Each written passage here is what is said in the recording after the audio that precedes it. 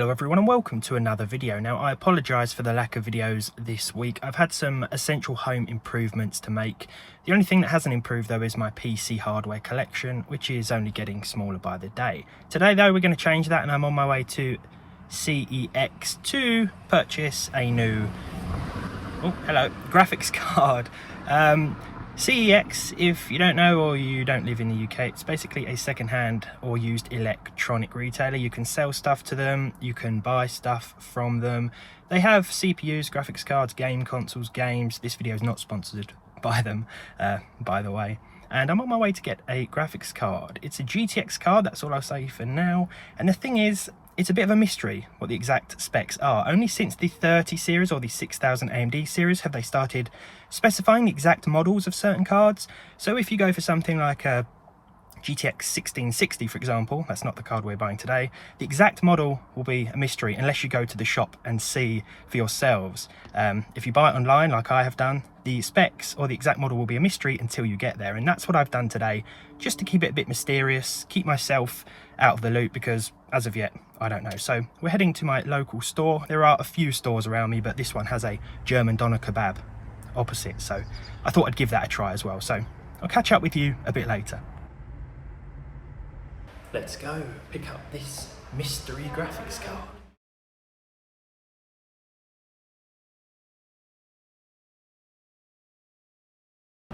Kebab place was too busy, but I got the card and something else, so I'll show you in a minute. I have the graphics card and I also got another little present for myself as well. It cost just £1, so I shall reveal that in a minute. I think the best deal of the day was the Waitrose sandwich I got instead. Enough of that. Let's move somewhere with a bit more light and I will show you what we've ended up with tech-wise. Okay, so we have parked up now to take a look at what we've got. I like the fact that CEX now do these paper bags with the handles, very handy. They did offer plastic ones, not sure if they still do, but you know, paper's always the way to go. CEX isn't pronounced CEX, it's pronounced how you're imagining it is, but you know, demonetization and all that. So there are the goodies. I mean, let's talk about the meal deal first. Squares, lovely crisps. A nice, healthy, innocent bolt from the blue smoothie thing there. And of course, because the festive season is approaching, I've gone with the ham and festive slaw with orange and whiskey chutney and, sprout slaw. May have been a mistake. £4.75 just for that, but all of these three in the meal deal, £5. Now, I don't just get deals on hardware, I get deals on food as well. Let's take a look at the PC parts. There they are. Okay, so the camera might be a bit wonky. I'll try and straighten this up in the edit. The first thing I want to show you is this little present to myself. Cost £1. Of course, this isn't the graphics card I went for, but it will be helpful in some videos. It's an i3-4170 CPU. This cost me just £1. It's on the 1150 platform. Off the top of my head, I should know that by now. But yeah, £1, you can't really go wrong. That'll be great for testing old motherboards, and we'll see how that games in 2023 as well. So the graphics card, I know what this is. I went for a GTX 1070. That's what I went there to buy, and I didn't know what model it was at the time because, as I said, I purchased this online and we just had a stock photo. But they're really nice in CEX. They even bubble wrapped it for me. And the model we actually got was this, the MSI version here. This is the Gaming X 8GB. So yeah, a pretty decent model.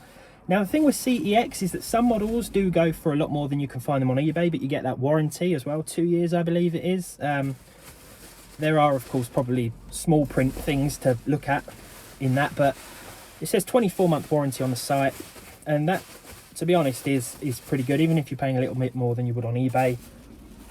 I wouldn't pay too much more though, but there we go. That's going to be really handy for an upcoming PC build. And we're going to take this card home, clean it up a little bit, see if it works. So, yeah.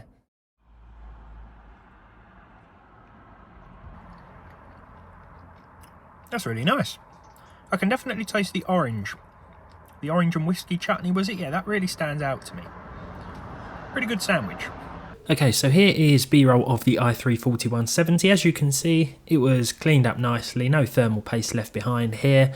Working well. I've tested it since filming this B-roll, and I will have a short video on this a different time. But the 2-core 4-thread i3 here, working as it should. Not bad at all for just £1. Let's move on to the graphics card then, the main event, the GTX 1070, the MSI Gaming X version. As you can see, the metal here was a little bit bent. Let's just see if we can quickly sort that out. Obviously it was removed from a system with some speed by the previous owner, but there we go.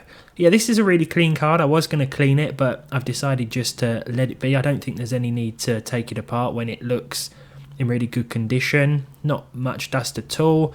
I did notice a slight sort of chip in the plastic of one of the connectors here, which shouldn't affect anything, and I think this was mentioned to me when I picked it up actually.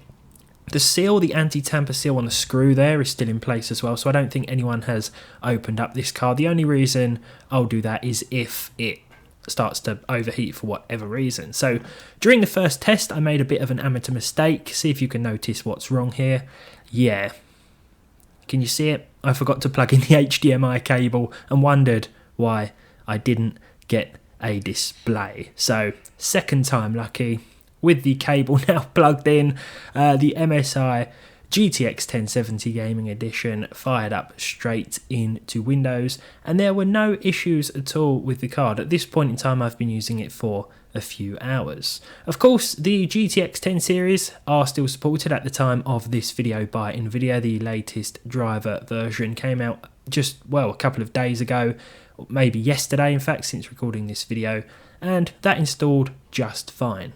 Now I will have a different video with the 1070 because I plan to put it in a system. I've got a system in mind, a bit of a throwback to a system I used to have. I want to see how good that still performs in 2023. Of course, in this test footage we are using it with an i9.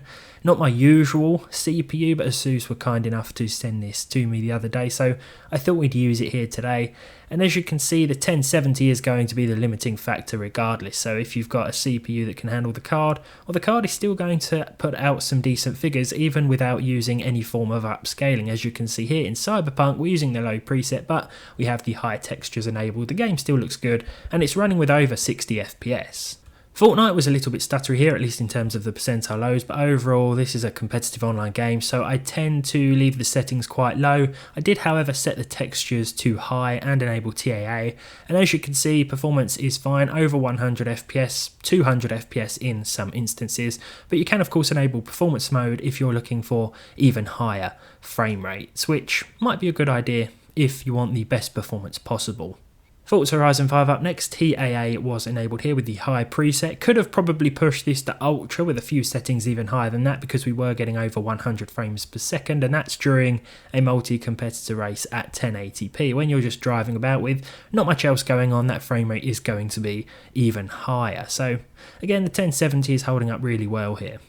Marvel's Spider-Man Remastered up next. Again, I think we could have pushed the settings a bit higher. I underestimated the Gaming X 1070, to be honest. All 1070s, to be fair, are still capable in 2023 to some extent. I did try playing Starfield. It's not included in the benchmarks because it ran terribly. Not sure what's happening there, but further investigation is probably needed. Here in Spider-Man though, well, 100 FPS at times, but the average does sit at somewhere a little lower than that. Overall, it's a very nice experience though at 1920 by 1080 with the highest settings and TAA, and the game looks good too. I probably pushed the settings a bit high for Red Dead, at least in trying to maintain at least 60 FPS at all times. Although the average did come back at 60, there were some dips below that. That is because I set everything to high and the textures to ultra, so I didn't really think about any sort of optimized settings here. I just went with high for pretty much everything that wasn't the texture quality. TAA was set to medium here. This is still a fantastic looking game in my opinion, and I would happily play this one with at least 30 FPS because I'm so used to playing it on consoles by now. But yeah, if you want at least 60 more constantly, I'd recommend for sure turning a few things down. Finally then, The Witcher 3. This is the next-gen patched version of the game, running in DX12 mode. As you can see here, D3D12 is on screen.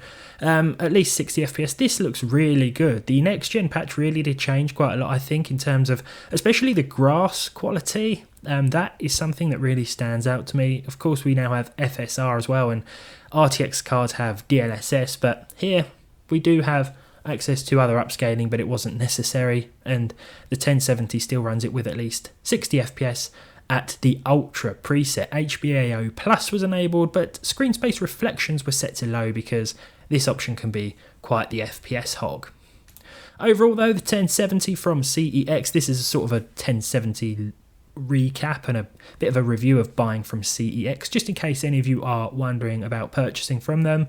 Just wanted to sort of document my experience in what was a slightly different video. If you enjoyed it, of course, leave a like down below, leave a dislike if you didn't. Subscribe to the channel if you haven't done so already, and I promise you it won't be another week before I upload again. See you soon.